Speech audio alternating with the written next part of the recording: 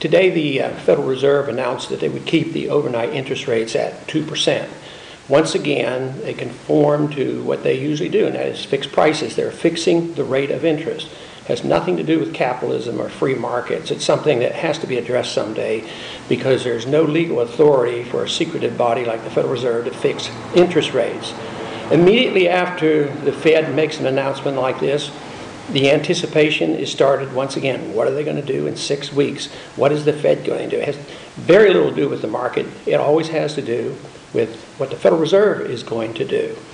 But they're between the rock and the hard place. At 2%, this is easy money. This is inflationary. They're creating new money to keep these interest rates artificially low.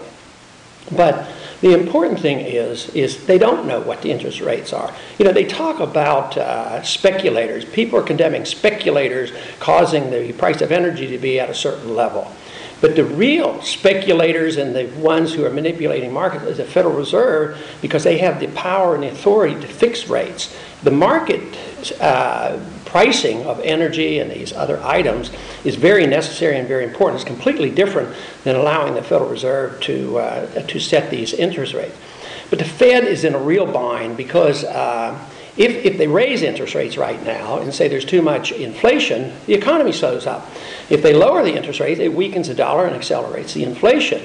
2% is where they are right now, and the story is they'll wait till after the election, they'll play the political game, and after the election, they'll raise the rates and bring on the suffering and the recession necessary to correct all the mistakes made by previous Federal Reserve activities.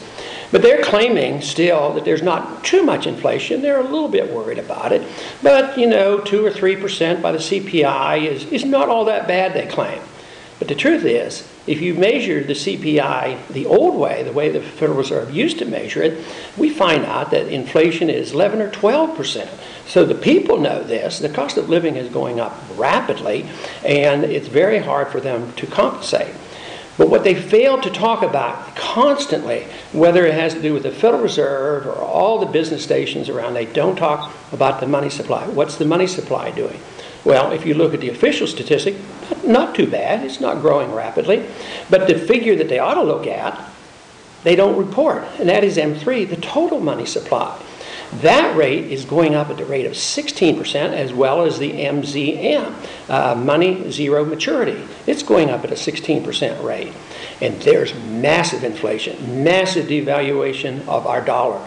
If you look at what happened in the last 3 years, the Federal Reserve, through this system of creating easy money plus fractional reserve banking, they have created $4 trillion of new money. And once that money starts circulating, the people suffer because the prices go up. And there's no way you can measure which prices go up or when. But right now, there's catch-up. There's catch-up for all the inflation of the monetary supply over the last decade or two. And that is why you're seeing these prices going up, whether it's food or energy or medical care costs or education costs.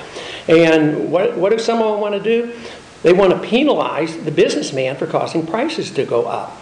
But they don't want to talk about the real cause of inflation.